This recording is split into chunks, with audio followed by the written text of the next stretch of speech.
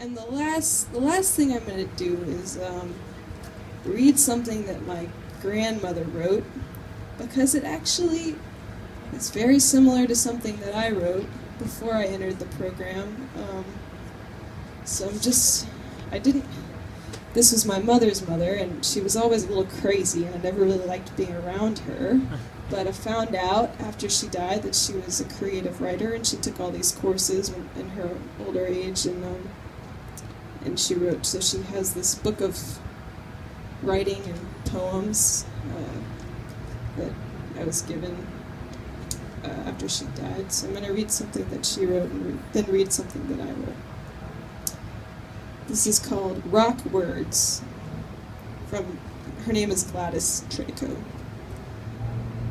To sit down with a blank piece of paper is like looking out over rocks that have taken various shapes through the ages, some rough, some slick, many towering on one another, many lying flat against the earth from whence they came, but all hard, enduring, thoughtless, wordless, foundational, to be set upon and reckoned with in constructive attempts to be moved or left alone, tabloids of eternity. Can indeed the pen of man change the face of things? Can his words endure, his thoughts not perish?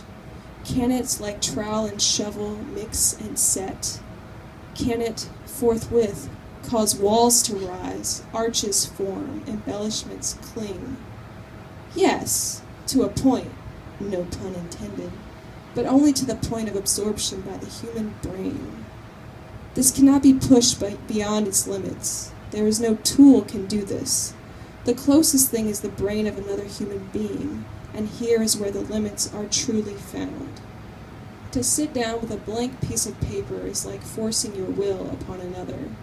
There is only the choice of turning away, but always wondering what would have been said in so many words. That is why no one should write flippantly or distastefully. Whatever tools one is to choose and use in measured, meaningful acts cause walls to not only rise, but also fall. Take then thy pen in hand, hold thou the point against the paper, and let whatever there is in your brain's landscape come forth with towering designs upon a solid floor. Different interpretations through the ages add layers of meaning. Words, then, like rocks, have to be reckoned with or left completely alone. I wrote this however many years later. Words, like stones, must be round and smooth, easy to skip across glass waters, humble and heavy to then lay down in the riverbed and sleep for several hundred years, hard enough to break heated sand when it encases the truth, willing to yield to the thrower's arm.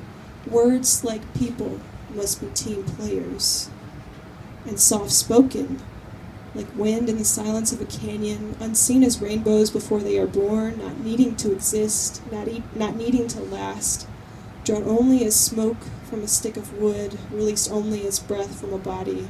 Words, like smoke, must be evanescent and come from fire, death of wood, death of self-serving, uprooted to produce flame, ignorance turned incandescence, sent to the sky, rough embers to the ground, and ashes marred black. Words, like ashes, must mark the spot where it happened, where life happened, where hungry mouths opened, death created, famine spawned language, and the ear tuned to listen to cries of harrowing earth. Words, like life, must cry for help, again and again and again. And then words, like life, must be released, as the stone that falls from tops to no bottom must follow the echo of infinity calling, must leave the hand that it held wanting.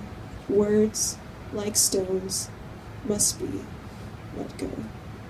Thank you.